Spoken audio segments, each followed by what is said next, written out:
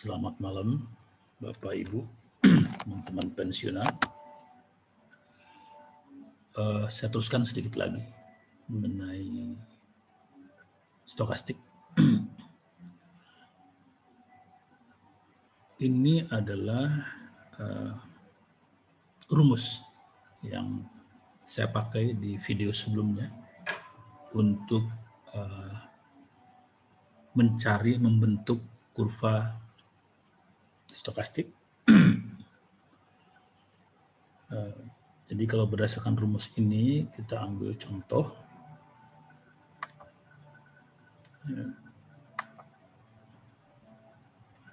Ini adalah contoh. Ini saya hilangkan dulu.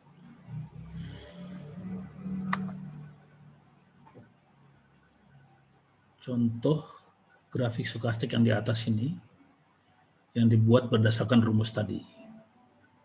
Jadi ini yang merah adalah kurva K atau Q dalam prosentase, yang merah ini. Kemudian yang hijau adalah kurva D-nya. Nah, tapi orang kurang nyaman dengan bentuk lihat kurva merah ini yang terlalu kurang licin, ya, ajruk-ajrukan. Jadi ini orang merasa perlu lebih smooth, perlu dipasang shock breaker. Kalau kita naik mobil tuh shock breakernya nggak enak ini. Ya, jadi orang mau pasang shock breaker supaya lebih enak dilihat, lebih mulus, dan juga menghilangkan sinyal-sinyal palsu. mengurangi. Sinyal palsu ada aja, tapi mengurangi. Karena itu orang melicinkan kurva merah ini, ya, dengan cara tidak menggunakan nilai K-nya secara langsung, tapi menggunakan moving average 3 dari K tersebut. Moving average sama dengan 3. Maka akibatnya kurva merah ini akan berubah menjadi seperti kurva hijau ini. Karena kurva hijau ini juga adalah moving average 3 dari nilai K. Ya, pelan-pelan ya. Jadi karena kurva hijau ini adalah nilai dari moving average 3 untuk nilai K, maka kalau grafik yang merah ini saya ganti dengan moving average 3, tentu saja bentuknya akan seperti yang hijau ini, lebih smooth. Lebih smooth. Lah terus kurva hijaunya gimana? Akan muncul lagi kurva hijau yang baru yang memang moving average 3 dari K yang baru pula. Ini agak sedikit ribet ya, tapi mudah-mudahan bisa dipahami.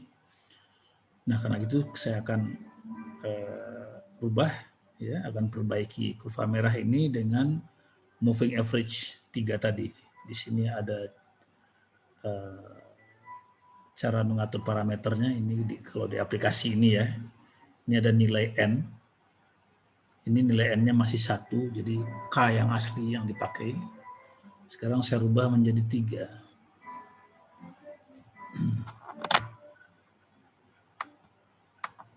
Nah, kelihatan sekarang kurva merah menjadi lebih smooth, bentuknya persis seperti hijau yang tadi, lalu muncul kurva hijau yang baru, ya, yang ya makin smooth lagi. Nah, ini lebih enak untuk dibaca, dilihat, dan crossover-nya, ini crossover ya, atau persimpangannya itu juga lebih mantap, ya, kelihatan. Nah, merubah kurva merah ini tadi menjadi lebih smooth tadi, itu dengan menggunakan parameter N, ya, dipakai N-nya sama dengan 3, itu disebut orang sebagai slow stochastic. Stokastik yang lebih lambat. Maksudnya yang lebih smooth. Jadi seperti kita naik mobil, kalau ada batu, goncangannya nggak langsung ke badan kita, tapi diperlambat oleh shock breaker sama ini.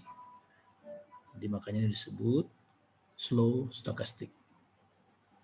Bisa diatur di aplikasi Bapak Ibu mau N berapa. Saya kira ini sudah cukup jelas mengenai slow stochastic. Tentang stokastiknya sendiri, tadi saya sampaikan di video sebelumnya, itu menggunakan kisaran 14 candle. Ya, tadi saya bikin boxnya 14 candle. Nah, sebetulnya 14 candle itu bisa dirubah-rubah semau kita kalau mau.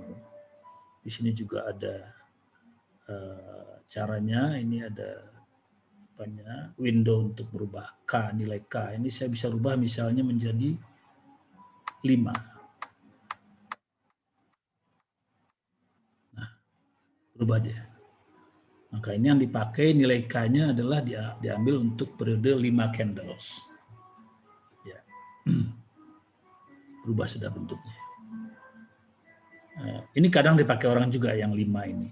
Ya, kalau orang mau lebih cepat gerakannya, dia bisa pakai 5. Tapi 14 ini memang juga satu angka standar yang sering dipakai orang. Sering dipakai orang 14. Prinsipnya kita tahu ini sesuatu yang bisa kita rubah-rubah.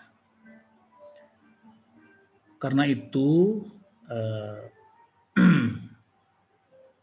model seperti yang ini, ya, ada nilai 3 untuk perlambatan stokastik, ada nilai 14 untuk kisaran candles yang dihitung, kemudian ada nilai 3 lagi untuk moving average mendapatkan kurva hijau.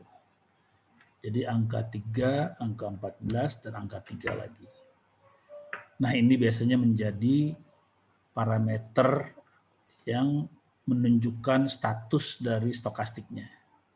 Di sini kita lihat ini, di pojok atas ini, ada tulisannya ini, stokastik, KD line, dalam kurung, 3, 14, dan 3. 3 yang pertama adalah cara memperlambatnya, cara menghaluskan grafiknya. 14 adalah kisaran candle yang diperhitungkan, 14 candle. Setiap satu titik ya, jadi kalau garis ya dia moving average. Moving, bergerak ke depan. Bukan moving average, maksud saya anunya itu bergerak, kisarannya itu bergerak. Kemudian 3 yang terakhir adalah moving average untuk mendapatkan kurva hijau. Atau sinyal line. Jadi kurva merah disebut trigger line, line pemicu, dan kurva hijau disebut sebagai sinyal line.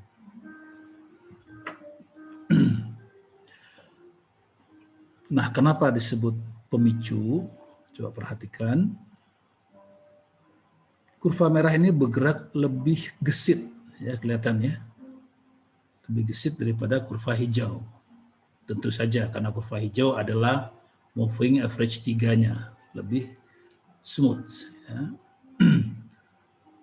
Nah, karena itu ada saatnya kurva merah ini memotong, crossover kurva hijau. Baik dari bawah ke atas maupun dari atas ke bawah.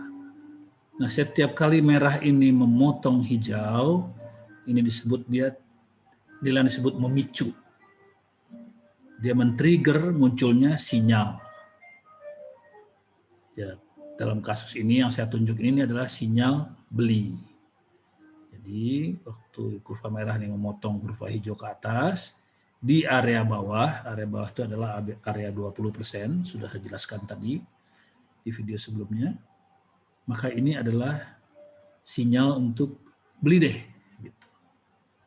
Nah, bagi yang mengikuti ini, kita lihat ke bawah ya. Berarti ini ada di sini, orang akan beli di sini. Mungkin telat sedikit orang akan beli di sini. Ya. Ini kan baru hari motongnya. Mungkin orang akan beli di sini. Nah, apa kemudian terjadi? Ternyata betul harga naik sampai di sini. ya, maka orang bisa dapat profit di sini.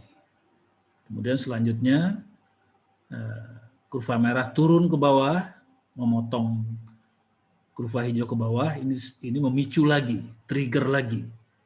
Tapi karena ini dari atas ke bawah, ini men-trigger sinyal jual. Jadi disampaikan oleh stokastik, sudah jual deh. Mungkin orang akan menjual sehari setelahnya. Karena kalau di hari ini kan mungkin belum tahu nih. Kecuali yang udah duluan bisa menduga ya. Maka orang akan menjual di sini. Di sini, hari berikutnya. Nah, kalau itu yang terjadi berarti orang tadi membeli di sini, ya, menjual di sini. Mudah-mudahan sempat jual masih di atas sehingga ada profit. Itulah penjelasan kenapa kurva merah ini disebut kurva atau garis pemicu, trigger. Dia men-trigger sinyal. Demikian terjadi berulang-ulang dalam perjalanan ke depan. Demikian Bapak Ibu, barangkali ini membantu melengkapi pemahaman tentang stokastik, khususnya slow stokastik. Terima kasih, mudah-mudahan manfaat. Salam dari saya.